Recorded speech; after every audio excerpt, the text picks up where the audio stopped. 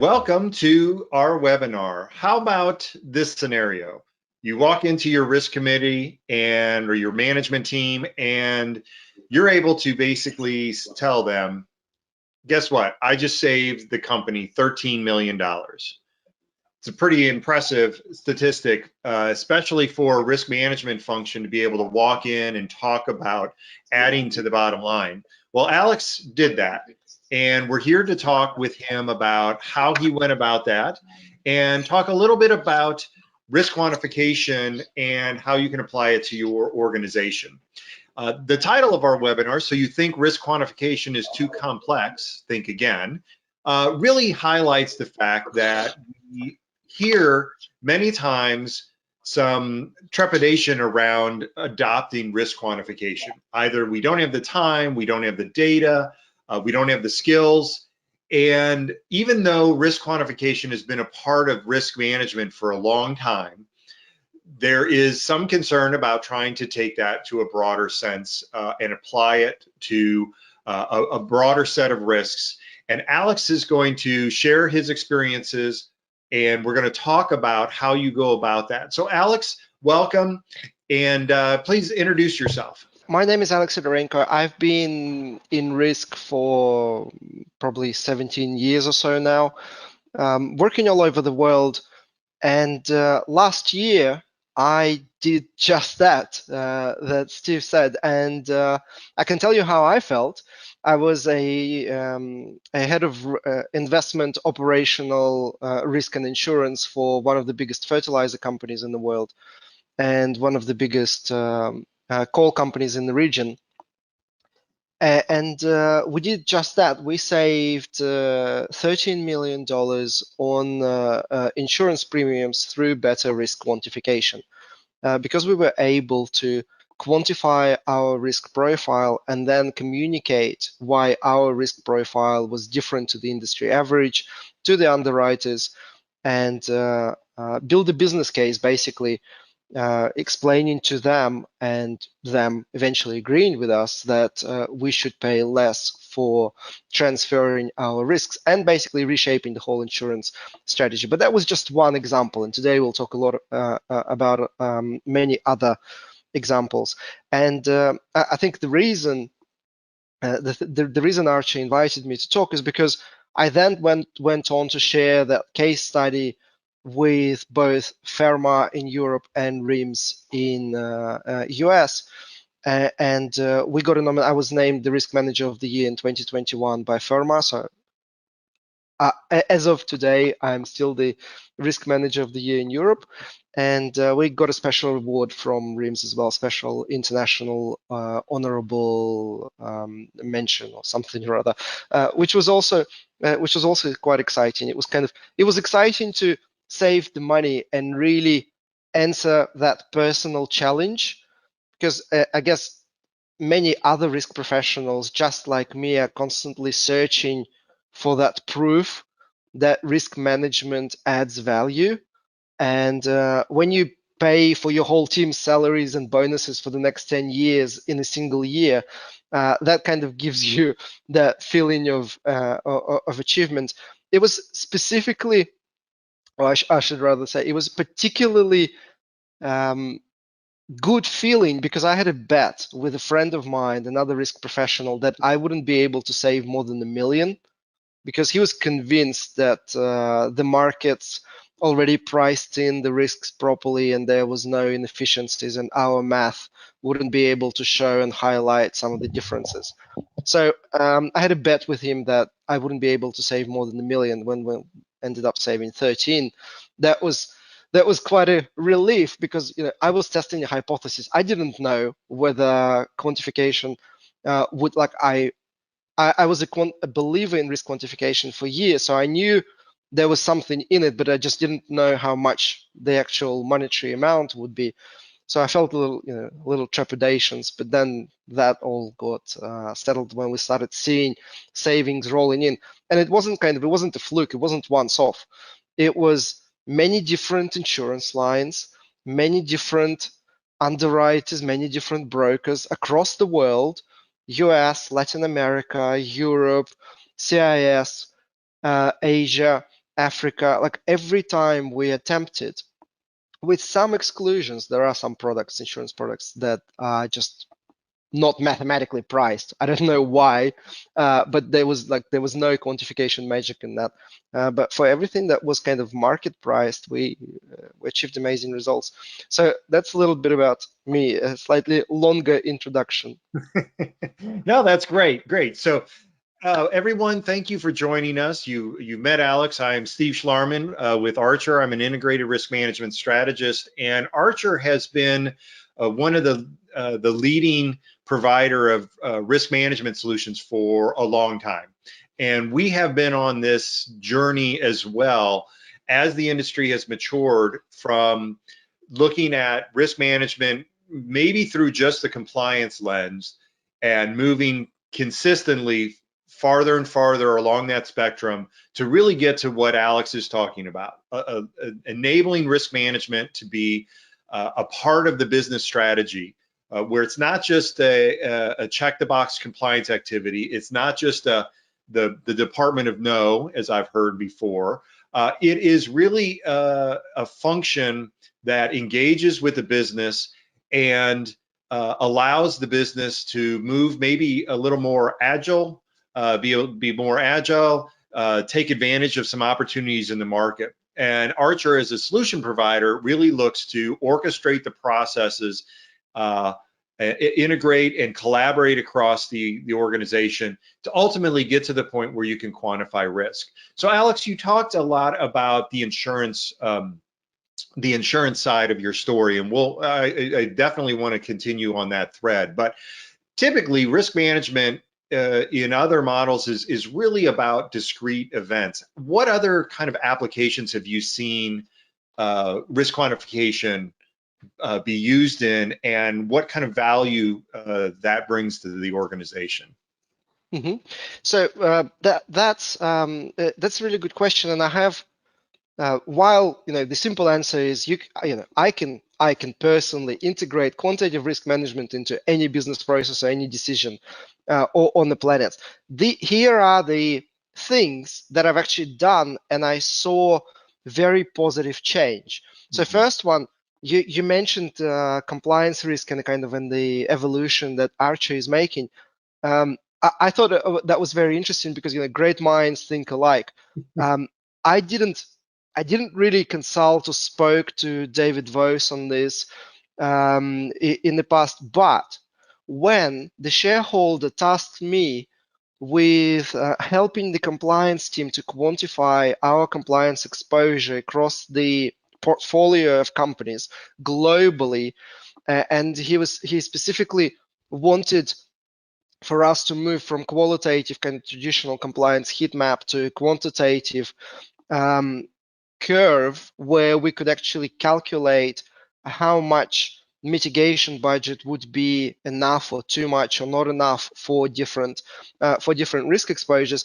I set out to try different techniques for quantifying risk, and I'm not a lawyer. Compliance risk is a new beast to me, and I circled through different methods, and the one I stopped at was a bow tie, because bow tie proved to be the easiest and the quickest, not a platform, but I guess a technique to then lead to a loss exceedance curve. And loss exceedance curve is basically your risk profile. It's your quantitative risk profile where you can say, 50% of the time we expect losses from this risk not exceed a particular amount, and then 50%, the other 50% of the time we expect losses to exceed, and there is the VAR, value at risk, that you can calculate. So surprisingly to me, when I later discovered Archer, is that bow tie actually is the easiest technique to use to quantify compliance risks. So we've done that. We actually quantified compliance risks across the portfolio, and that allowed the compliance team to prioritize their effort and then justify some of the important investment decisions that they were making. For example, we had on one of the environmental compliance issues, there was a mitigation that the management team, or kind of the middle management, was struggling for years. They wanted to build a water purification plant, and it's an expensive exercise. It's major construction, 3 years, millions of dollars to mitigate that risk. And they were struggling to build a business case around that. In fact, they were a couple of times unsuccessful in building business cases for that, but weren't able to justify because they had nothing to compare the capex budget to. They needed some sort of risk exposure to compare the capex budget to. And so for one of the compliance risks, we used that bow tie, and we put quantification on top of a bow tie to calculate the frequency and the different scenarios of consequences to create this risk profile, which actually showed that the risk exposure to continue and not have the water purification that resulted in either fines, stopping of operations, or additional payments for environmental damage, and all of the other regulated consequences of water pollution. We showed that those consequences significantly outweighed the cost of investment, and the team was quite successful in defending that business case. So that made the difference almost immediately. And we went through all the kind of psychological cycles of the team being scared of the new quantification approach, then being in denial, then kind of amazed, and then grateful. We went through the whole journey. Sorry. So that was one application, and this I think this I want this to be kind of the core message of our discussion today, is that when I started with quantifying risks, I didn't go kind of all in saying now every risk needs to be quantified. Now we need to quantify enterprise risks and just cascade kind of from top to bottom.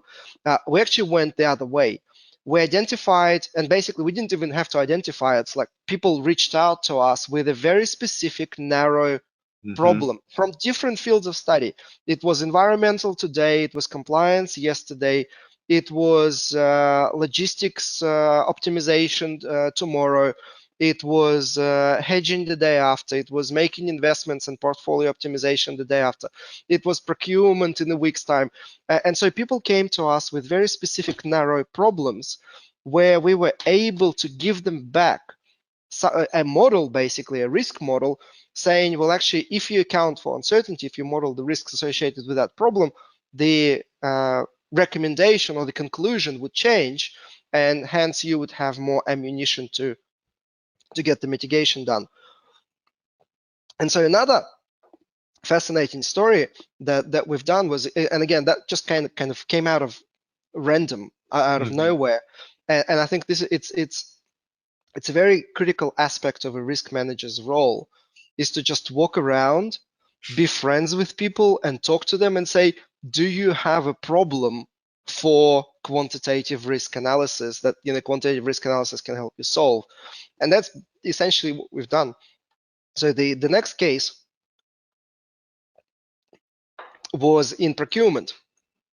We had a process, sorry, we had a process where new vendors, and I worked for multi-billion-dollar organizations, like a $10 billion revenue organization, humongous, thousands and thousands of vendors globally. And we had a system where new vendors needed to be accredited by a human being. That took ages, gave out a lot of false positives, and opened up a lot of fraudulent activity, or opened up an opportunity for people to abuse the system and get through the system, somebody they knew, and kind of block everybody else.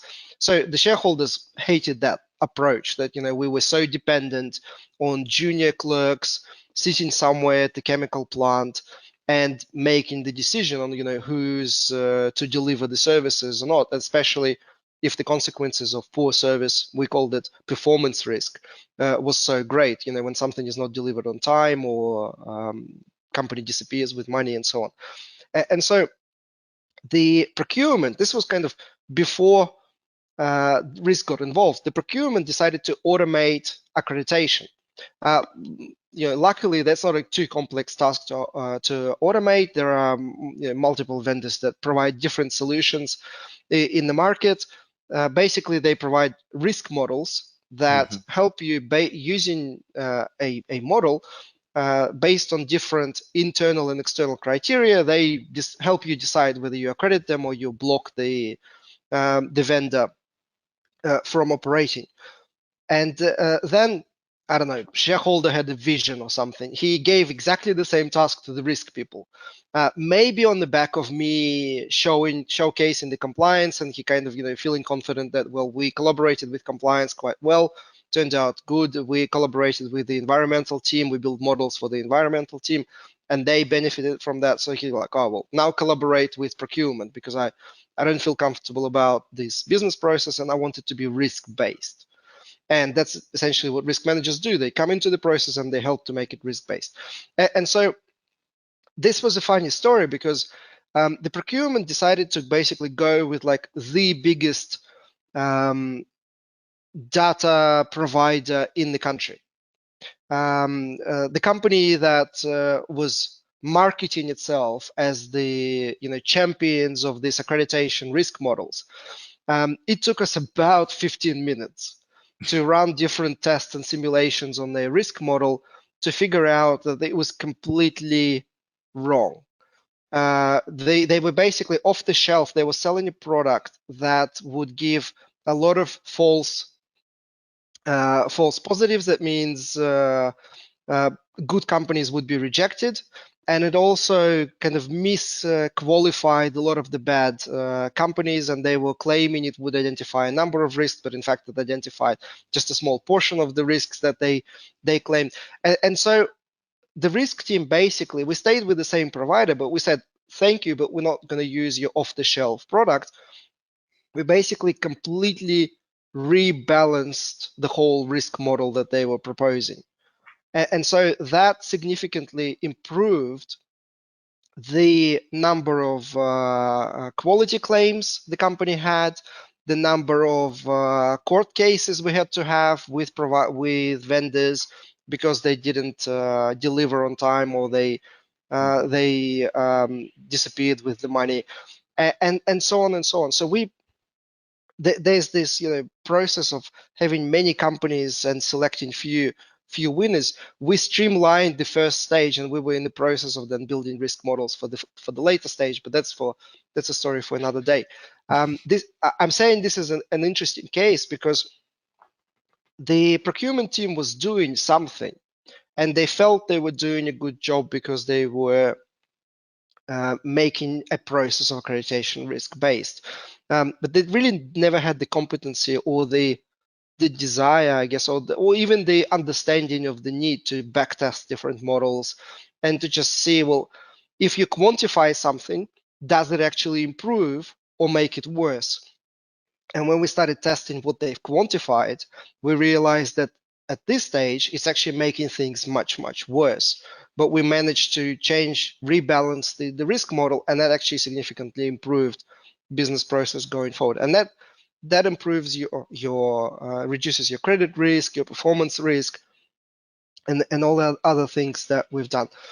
So these are two interesting examples. On top of the kind of the obvious one is whenever a company makes a large investment, build a new chemical plant or build a new logistical terminal, or purchase new storage facility, or basically acquire a company in Brazil, like we did. Every time a company makes those very big, costly, important decisions, there's a lot of uncertainty associated with that, because many of those decisions, well, all of those decisions are built on management assumptions. And the problem with management assumptions is that they're not set in stone.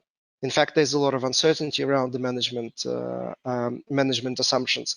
And so we've integrated, one of the first things we've done is we integrated quantitative risk analysis into the investment decision-making process. And so we were able to answer a very important question for the management. They're saying, we will make this much money. And we were able to answer, what are the chances of that happening, given the uncertainty? Yeah, and all of those are great examples. I mean, you went from insurance to compliance to procurement to business investments, and you know, one of the things we evangelize as Archer is really the evolution of GRC from, as I kind of mentioned before, like just getting your arms around compliance to really the heart of our message around integrated risk management is risk-informed business decisions. Everything that you talked about was driven by the fact that a decision had to be made. Yes. And there's a couple ways to make a decision. You just go by gut feel and hope things work out, or you take some time to actually make a more informed decision. And I think that's one of the key parts of risk quantification is while it may take, a little bit more time, a little bit more thought, the decision process is the winner of that endeavor. And so Yes. one of the things that we hear is there's lots of myths around risk quantification, like assumptions like, well, we don't have the data to understand the frequency of certain things, or we don't have the skills, we don't have an army of PhD in mathematics and statistics to help us build out these models. But I think we want to dispel those myths because really you mentioned David Vose, who, for those of you who don't know, David Vose is with Archer. He's leading our risk quantification strategy. He's a longtime practitioner of risk quantification. And one of the things that he points out is you can do a lot with just a little bit of data if you use it properly. So what is your response to those trepidations, those concerns? Because it sounded like your team kind of went through that same flow of, well, I don't know, is this going to work? And then, wait a minute, is this really working? And then all of a sudden, like, holy cow, it is working, and this does work out. What are your recommendations for those companies that may have some concerns, or those risk teams that may have concerns about heading in this direction? That is also a very, very good question, and I'll start a little bit from afar because I think it's very important to set the context. I in recent times I started believing into this new idea that just like in generating electricity, in quantitative risk analysis, there are people, engineers who understand how electricity is generated and they generate electricity. And then there are the rest of the human population that have no idea how electricity is generated, but they still switch on the lights and they still use electricity because it's just a given and given to them. And I think this is the future of quantitative. Well, when I say quantitative risk analysis, I feel kind of weird that I have to, explicitly state that because in my mind, risk management or risk analysis is only quantitative, because there's the whole science of probability theory, and that's Mhm. how the whole discipline of dealing with uncertainty started with numbers. And so I'm a big believer that in company there should be basically two types of people, and we call them generators and users or consumers. You can call them whatever. I, Mhm. I actually, if anybody listening to us has any better ideas on the naming, by all means, because I haven't kind of set in stone those titles yet. But the general idea is there are problems in risk analysis where you would need a math PhD. But those instances are extremely rare. I was kind of in a weird place because some of the board members, including the shareholders, did have math PhDs, and they were complaining that our risk models weren't sophisticated enough. And that does happen. And like when we build, and by the way, I know most of the kind of quantitative risk professionals in non-financial services, at least in the region where I worked.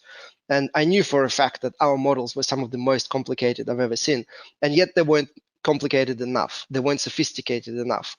So that also happens, but that's extremely, extremely rare. So in some instances, you would need somebody who understands corporate finance, probability theory, decision science, um, to actually build a distribution or build a model that gives you sufficient level of confidence in explaining a particular risk. But for most problems, and this is what I've discovered, complex models. I needed to do them few times in my career over the last few years. They're not the ones that brought us a lot of money. They're not the ones that actually generated a lot of value for the business. In the longer term, they probably would, but they were more kind of academic explorations and just fun. I think for the shareholders, kind of seeking this holy grail of quantitative decision making. For what I've discovered is for most business problems, quite simple models are more than sufficient. In fact, when I started modeling for insurance purposes, I first had this kind of inclination to build a complex model, for example, in a cargo insurance.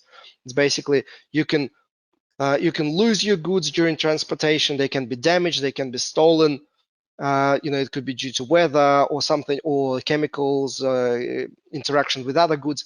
There were so many kind of specific risks, and then there's the risks are different for sea travel versus river travel versus trucks versus rail, and there's the storage facilities as well. So if I was to build a bow tie, which is actually what I've attempted to do, it would be a bow tie with like 5 different risk profiles within the overall risk profile. What I very quickly discovered is that no one in the market cared about that.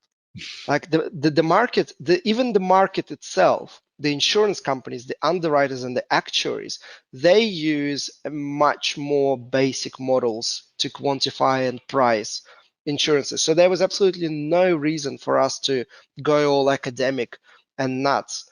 And so we scaled back significantly on the most business problems. We scaled to quite simple, almost like calculator type models. Like you plug it, you build the template once. And this is, I think, also the future of risk management. If you don't have the capability of building the template once within the company right now, just get somebody to do it. It's somebody external, or find somebody in a different department, because there are plenty of quants in market intelligence, in strategy, in investment, treasury. They're all more than qualified to build simple models. There are people with very sophisticated quantitative background in most companies on the planet that can build a model. And if you don't have anybody, then you can outsource the building of the model, because once the model is built, and it's a pretty straightforward model, then it's just populating like a normal calculator. You plug in the information, and most of the trepidations that you mentioned that people have, they only begin to play when you are the generator that builds a very, very sophisticated model. So for example, we went through a lot of methodological issues when we were building our complex models.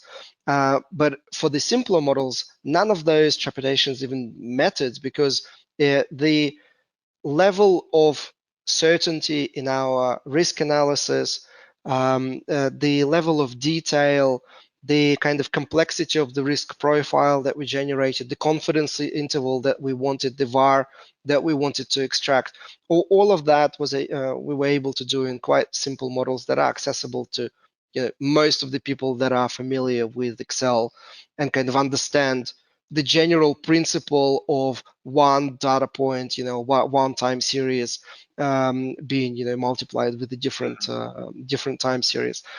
So I hear a lot of those trepidations, and I think my answer is twofold here. Is first, most of the time you wouldn't need to worry about that, because the problems that you're trying to solve are much simpler than you think they are, and you actually need much less data than you think you need.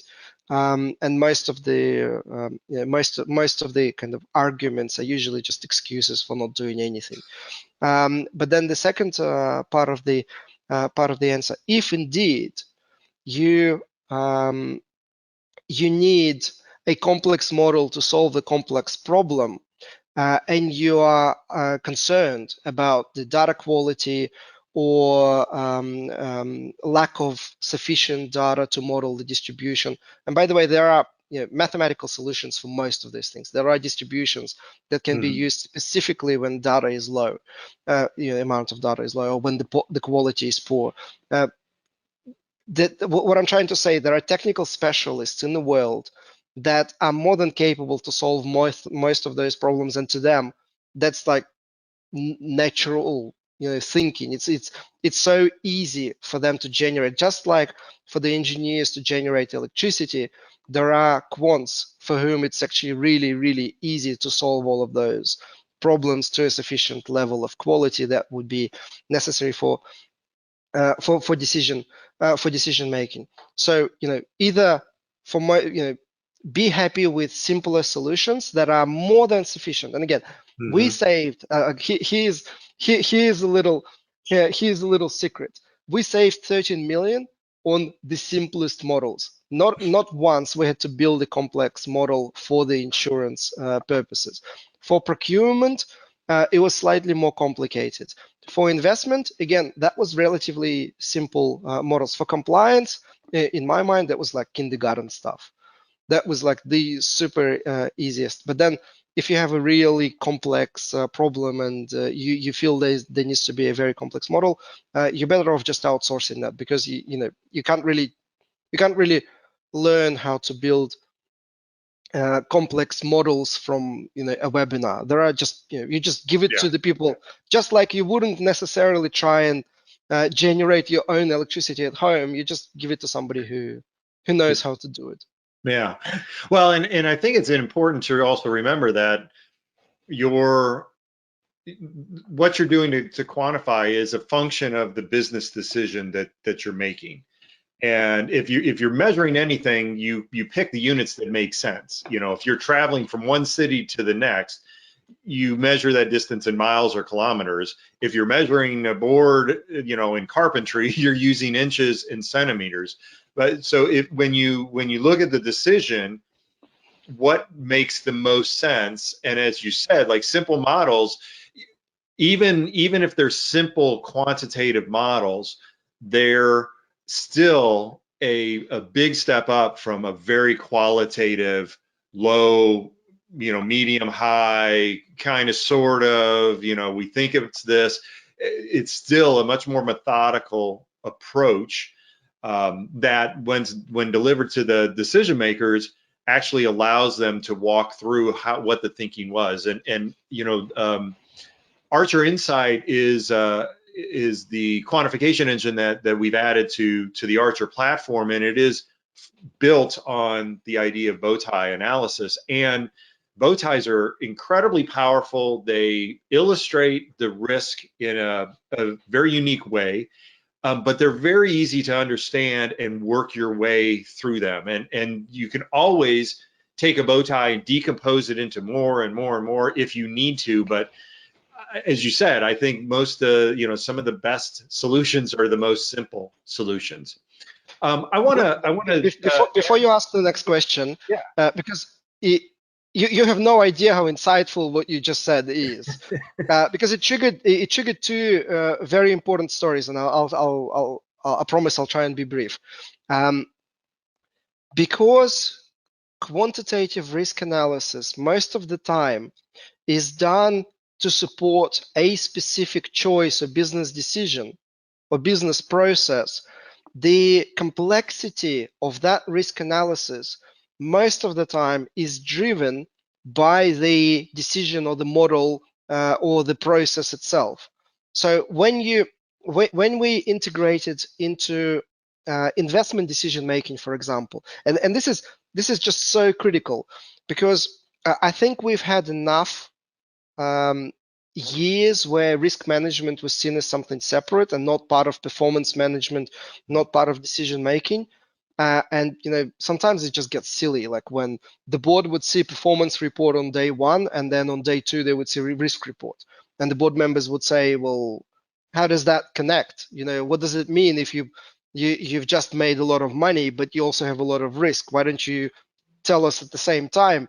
Because making a lot of money and taking a lot of risk is not as good as making a lot of money and taking little risk, or is, you know, it's even not as good as taking slightly less money but also slightly less risk. You know, those two things are basically two sides of the same coin. And so most of my risk analysis has always been driven by the state, the maturity of the business process where we integrate risk management into.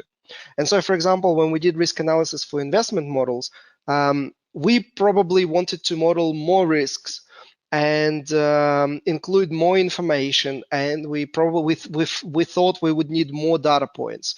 But then when you come and talk to the decision makers and come to the people preparing the decision, they have their own models, they have their own processes, and you realize that that actually puts a lot of restrictions on how sophisticated or complex your risk model can physically be, because you know, in very simple terms, you don't do risk analysis in kind of in a separate blank piece of paper in a separate system. You basically do risk analysis in the same file where the business makes the decision. You open their Word document, you open their PowerPoint, you open their Excel, and you do the risk analysis kind of there, or at least you do the risk analysis, you know, you can do the risk analysis in the cloud, but then you plug it into the actual decision model to see, well, how does that uncertainty affect your decision?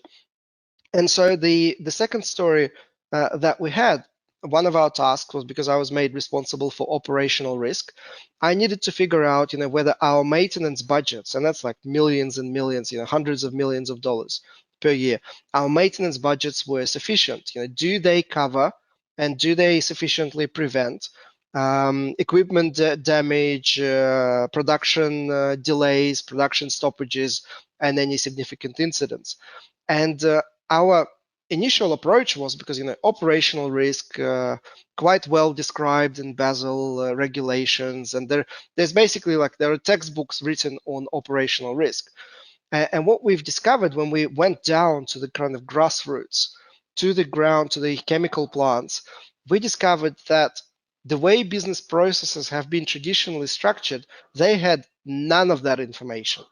And the information that they did have was not really truthful. Because, for example, we would look at incident register and it would say, oh, we had 3 incidents in a year. And the company, and we knew based on the performance reports, we knew that they, in, for example, March, they stopped for like a week and lost, you know, 1,000 ton of production, and that costed, you know, millions of final product. And that fact was not even in the register. So we knew that the information on the ground was not reliable enough for us to just take it, put it in the, you know, risk register, and then quantify the risk profile, because, you know, everybody wants that. You come to the business and say, oh, give us all your incidents, give us your claims data, you know, give us your losses, and then we'll just aggregate it into a risk profile. Well, in reality, what we discovered, that didn't happen, because either it wasn't there or it wasn't full, complete, and, you know, truthful. And so we had to work around. We basically started looking at like electricity logs. You know, when there were spikes in electricity, you know, we started looking at water logs. We started looking at any kind of proxy data that we could find that would indicate that a risk event occurred. And we use that for quantification. So that, again, we originally probably planned a much more sophisticated risk model, but because we were faced with reality, or I should say hit in the face with reality, we had to settle for much more basic, simpler models that kind of use proxies as opposed to direct incident data. So that is the point that you were making is absolutely critical. Often you realize that it's the business that's prescribing or telling you how to model risks as opposed to kind of your academic knowledge. Because we wanted to do one thing, we ended up doing something completely different, but we came kind of to similar conclusions. Yeah, And yeah. most of the time, even for operational risk, for, you know, maintenance, equipment damage, business interruption, environmental fines, and quality claims, for all of these risks, we ended up using quite simple risk models, but it's always this process of discovery. You want to do one thing, then you look at what you have in reality, what the business is willing to give you, how frequent different data streams are. For example, if everything is in the paper journal, well, that's not going to be much help to you for regular kind of risk analysis update. So sorry, that was a No, little no, that's side great. I story. mean, I think the point is if the decision makers are traveling from one city to the next, there's no reason to measure that distance in inches or Yes. or meters. So you want to provide them with what they need to make that decision. So I want to wrap up. This is and the answer is not probably going to be short, but I want to end up with some recommendations on for organizations that want to adopt more quantitative methods to improve their risk. Where's a good place to start? Because one of the things that that we talk about now at Archer is that it's no longer about reporting risk. It's no longer saying we have this many highs, this many lows, or just simply reporting. It is about communicating the risk. And the quantitative methods really open up that conversation and create a dialogue with the business. So where give us some good recommendations on good places to start, maybe some ways to look at it, because quantification doesn't have to, or it shouldn't be, a one and done. Like if you create something and then you realize, I wish I had a little bit more data, I wish I had a little bit more precision in this area, it can be an iterative process where you provide enough for the initial decision, but then you put wheels in motion to get a little bit more precise. But where's a good place to start? What do you recommend? Here's what I've done is and again, I don't want it to sound cheesy, but it kind of is. I was open to the needs of different people within the organization where they had to make a decision or a choice, or they needed to select, something between alternatives, and there was a lot of uncertainty associated with that. For me, the good place to start was shareholders not feeling comfortable about something, whatever the process was. Like, for example, they said, "Oh, we don't feel comfortable that the way we accredit vendors creates the value and helps us mitigate risk."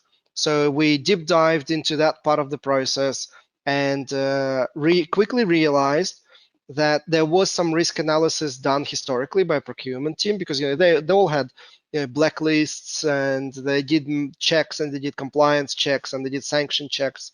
All of those things existed, but we managed to bring it into kind of a comprehensive risk model that further reduced credit and performance risks that the company was absorbing through the procurement. Then the CFO came and said, "I don't feel comfortable about insurance, and we think we're overpaying for it." And we deep dived and realized that actually what we were insuring in the past was disconnected from the actual underlying risk profile. And then you look at big ticket items, like, for example, large investment projects, or large line items in the budget. It's basically identifying what is important to the organization is not really that difficult. It's whatever the shareholders tell is important, and whatever are the big ticket items in the balance sheet, or in the cash flow. It's basically it's listening to what is important and seeing yourself what is important, and that's the first kind of step. Once you know what is important, so for us, production and investment was important, procurement was important, insurance wasn't important in the big scheme of things, because the budget for insurance, it's dozens of millions, tens of millions. It's for a $10 billion company, it's a joke. But it was important because somebody felt uncomfortable about that. So that's step one: identifying what is important to the organization. And then step two is my favorite, because quantitative risk analysis implies that you work closely with the process owner or the decision maker, and you change the way they have been making decisions in the past. So for example, if previously in investment somebody would look at NPV and IRR, now they would look at the third metric, which is like what's the probability of achieving the IRR target, or what's the probability of achieving NPV target, or what's the probability that this investment would have a positive outcome and not a negative outcome on the cash flow. And the second step, my favorite, is identifying other executives, other people in the company that are open-minded. Because as sad as it sounds, because I can take risk quantification and I can integrate into literally any business process on the planet. But I wasn't able to do that for some of the business processes because the counterparty on the other side wasn't receptive. He just wasn't into it. Like he had his own preconceptions. It could be anything. Like he hated statistics in university, or he just came. I had stories of people coming, executives coming from different companies where I knew they had the worst risk management possible, and so they brought this baggage that risk management makes you fill in all the lengthy risk registers, but there's no value ever coming out from that, and they didn't they didn't want to adjust at the time. So the second step, my second recommendation, is basically find counterparties that are willing to work with you on quantifying uncertainties. That's my second advice, and this is absolutely critical because literally the only reason why we were so successful in insurance, because I was both counterparties in insurance. I was the head of risk and I was the head of insurance, and so I obviously allowed myself to flourish and build the models that I wanted to build. And then there were business processes where we just couldn't get through. But then in procurement, we could. In compliance, we could. For example, in internal audit, we couldn't. In environmental, we could, but in health and safety, we couldn't. Things like that. So my second advice, basically talk to the people and see if there's a need, if they understand, if they realize, if they feel as passionate as you are about improving the process. Because, for example, for procurement, my selling point was the procurement team had a KPI, reduce the cost of procured goods. That's a very dangerous KPI because you can buy cheaper things by sacrificing quality and performance.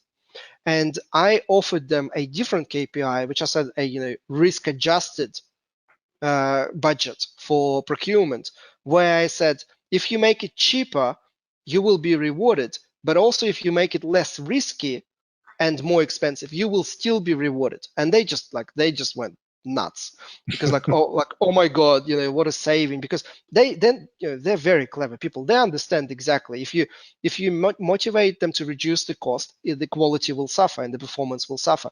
And nobody wants that because once you have an incident, they will be blamed for the incident. So they have the foresight to see that this KPI is very short term. And so when we offered them this risk adjustment to most of the things, they were very receptive. And my third and final recommendation is once you understand what is important to the company, once you figure out that the counterparty is a friend, and you can work together and you're comfortable working together, the final thing to realize is that, does this problem require a simple model and I can use some of the calculators? For example, Archer is kind of moving towards different calculators for specific problems. Can I use a simple calculator? And for most of the problems on the planet that actually give you a lot of money in savings, a simpler template, simpler model is more than sufficient. Or does this problem, for some reason, I don't know, for some bizarre reason, requires a very complex, sophisticated, because the precision required is so specific that it has to be done perfectly. And then you answer yourself, do I have the competencies, the skills within the team, or should I outsource it? And we outsourced our models, for example, for engineering parts. So we had many chemical plants, and the biggest risk, operational risk on the chemical plant is something like ammonia synthesizer, which costs like millions and millions of dollars, and is a very huge structure that it explodes. And if it explodes, sometimes it takes 1 to 3 years to replace it. So humongous problem, because the plant is going to be stopped for 3 years, not generating any revenue, and that's hundreds and hundreds of millions of dollars. And so we engaged chemical experts that were able to help us identify and quantify those risks, because that was kind of beyond the competency that the team had. But that was those are kind of once-off exercises. I was kind of I was amazed and slightly disappointed just how far simple models can take you. I was kind of hoping for the more sophisticated model, the better. But in reality, the market doesn't care. Yeah. All right. Well, Alex, thank you so much for your time. This has been a great tour of risk quantification, and appreciate all of your experiences that help kind of bring it home. Again, I'm Steve Schlarman with Archer Integrated Risk Management. If you want to learn more about Archer or risk quantification in general, we have quite a bit of resources at our website, archerirm.com. The other plug that I want to also add is we have Alex has his Risk Awareness Week virtual conference that is coming up. Basically, the deep dive into risk quantification. So that is an event that is available and covers a lot of these topics, goes into a lot of different nuances of risk quantification. So Alex, again, thank you very much for your time. And for everyone out there, have a good day. Thank you. Thank you. And feel free to ask questions, reach out, and continue this conversation. Thanks, Thanks. everyone.